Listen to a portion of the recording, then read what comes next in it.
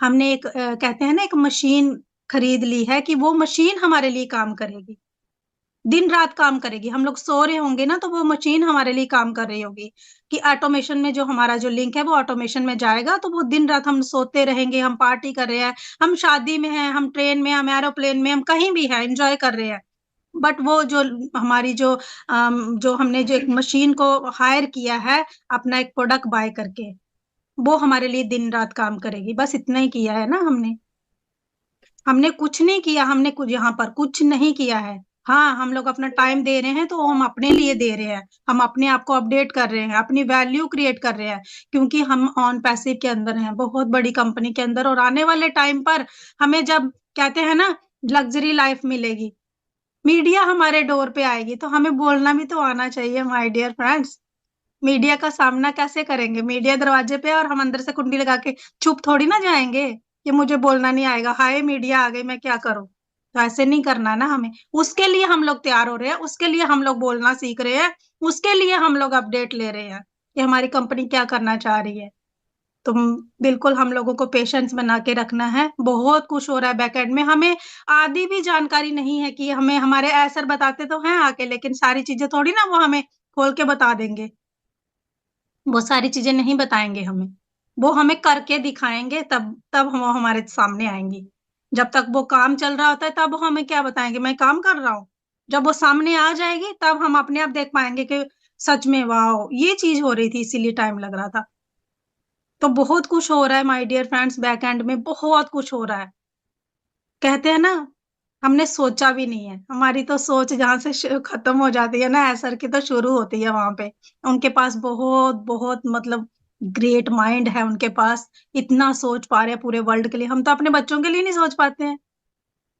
हैं? क्या कर रहे हैं हम लोग? अपना खाना बना रहे हैं, दिन-रात निकाल रहे हैं, यही तो कर रहे हैं। चलो आज का दिन बीत गया, कल का आएगा देखी जाएगी।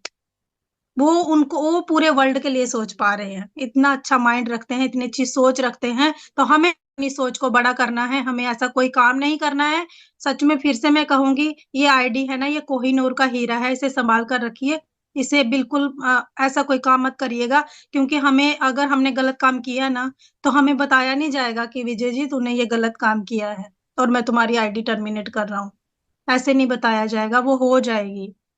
हमें हमें रियलाइज़ भी नहीं होगा कि मैंने क्या कर दिया। तो इसीलिए हमें जो भी काम करना है ना, सोच समझ कर करना है, क्योंकि हमारे बच्चे हमें ये ना बोले कि क्या किया आपने? आईडी तो ली फिर क्या हो गया? है ना? तो हमें बिल्कुल ध्यान से करना है और सीखना है, सीख कर आगे बढ़ना है। So thank you so much Sarita ma'am, आपने मुझे बोलने का मौका दिया और आप सभी ने मुझे सुना उसके लिए बहुत-बहुत धन्यवाद सभी को। Thank you so much ma'am, over to you. Thank you so much Vijay ji, बहुत ही फैंटास्टिक, बहुत ही बढ़िया। बिल्कुल मैं आपकी बातों से बिल्कुल एग्री करती हूँ। फ्रेंड्स, अगर हम छोटे रास्ते से कामयाबी हासिल करने की सोचते हैं, यस, छोटा रास्ता मुश्किलों भरा कम होता है और वो मजेदार भी लगता है, लेकिन जब कामयाबी आपको मिल जाती है एंड उसके बाद जो आपको फेस करना पड़ता है वो तो सभी जानते हैं। बहुत, उसके लिए ब्रीफली हमें बताने की जरूरत नहीं है, लेकिन जो लॉन्ग टर्म का रास्ता होता है जहां मेहनत ज्यादा, बिल्कुल बिना मेहनत क्या मिल पाया है? हमने आज तक बहुत मेहनत करी, कितना मेहनत, दिन रात मेहनत किया, हम सभी ने किया है।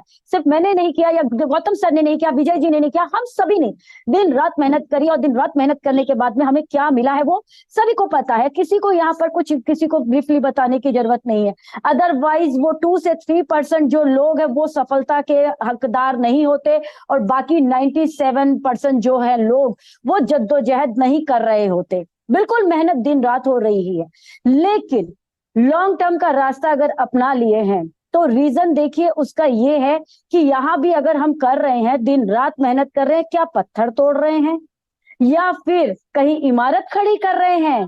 क्या कर रहे हैं हम? सिर्फ और सिर्फ बैठे हैं, अपने अपने घरों में ही बैठे हैं। कहाँ हम जा रहे हैं, कहाँ हम विदेश जा रहे हैं किसी को बताने के लिए, या कहाँ हम किस कंपनी के दरवाजे के सामने खड़े हैं? कहीं भी नहीं है, हम सिर्फ अपने अपने घरों में हैं, जो ऑफिस जा रहे हैं वो ऑफिस जा रहे हैं, जो अपने शॉप जाना है उनको शॉप जा रहे हैं, जिनको अपना कहते हैं ना, ऐसे बहुत सारे पर्सन है जो ऑटो चला रहे हैं, जो रिक्शा चला रहे हैं, ऐसे भी बहुत सारे फाउंडिंग मेंबर्स है। जो किसान भाई है वो भी हमारे फाउंडिंग मेंबर है, वो खेती कर रहे हैं। हर एक पर्सन अपना अपना काम ही कर रहा है, जो डेली रूटीन का उनका वर्क है। लेकिन साथ ही साथ में ये भी कहा गया है कि यहाँ पर आपको एंगेज रहने की जरूरत है। एंड एंगेज रहने की जरूरत है तो इसका मतलब ये भी नहीं है कि आप कमेंट के माध्यम से कुछ भी यहाँ लिख दीजिए, क्योंकि सभी को पता है हमारा ओ ट्रैकर हमारे साथ है, ओ मीडिया हमारे साथ है। तो बिल्कुल हम सभी उन सबकी नजरों में हैं, और हम क्या लिख रहे हैं, हम क्या बोल रहे हैं, इवन मैं आज इस मंच पे क्या बोल रही हूँ ना, उन्हें वो भी पता है।